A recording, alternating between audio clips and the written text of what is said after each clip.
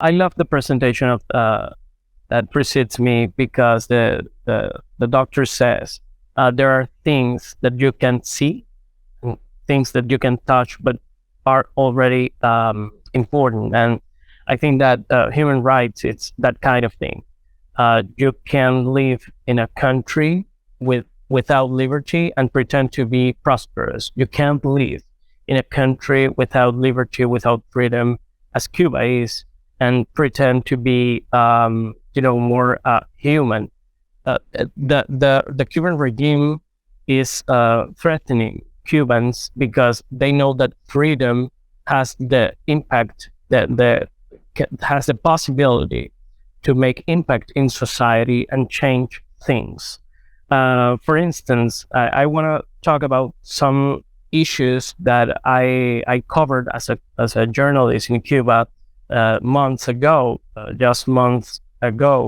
like a campaign that parents did regards how the right of parents to school to choose how they are gonna educate their children. And this is one of the human rights. It's in the declaration that is so pushed by the regime because they don't want family educating the children, the new generation. They want state education, that educating the new generation. So there was a huge campaign in Cuba against the penal code, the penal code, and as well the family code recently imposed by the regime. And those parents were harassed. Those parents were threatened. But it's very inspiring, and we can talk about the legacy of human rights in civil society, this declaration in civil society specifically, because those parents knew what was the exact article in the declaration that they were defending, and it came also, about the campaign came also about freedom of religion, freedom of consciousness, freedom of expression even. But they know that in the declaration there was a defense for parents to raise their children with their beliefs. And it was so amazing because it's not exactly the most divulgated, the most promoted human right.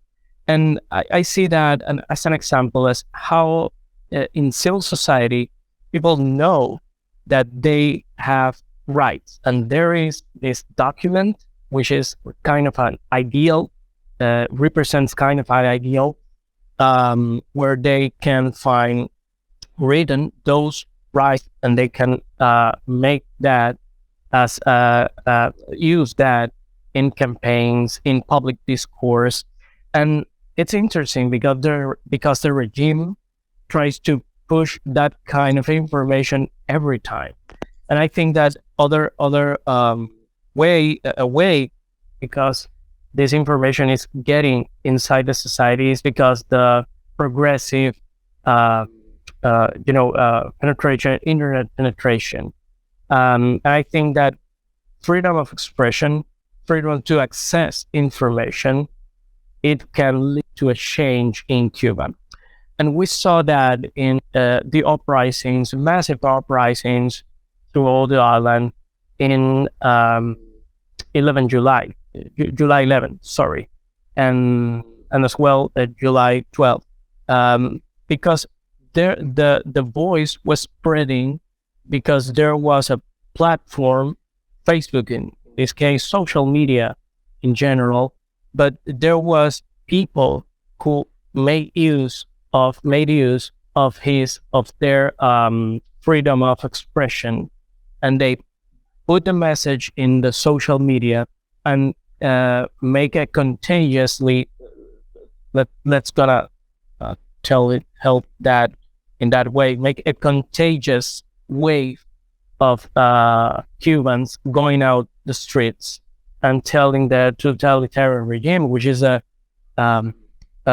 oldest totalitarian regime in the Western Hemisphere, hey, we don't want the state to rule our lives in every single aspect. We want freedom. People was asking for freedom.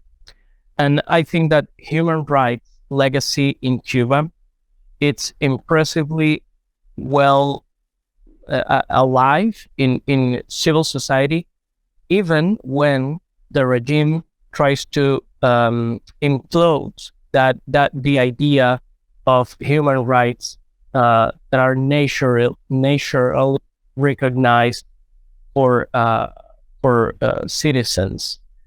And we're talking about, just for finishing my intervention, I wanna put this in the table. We're talking about before this panel how the regimes put focus on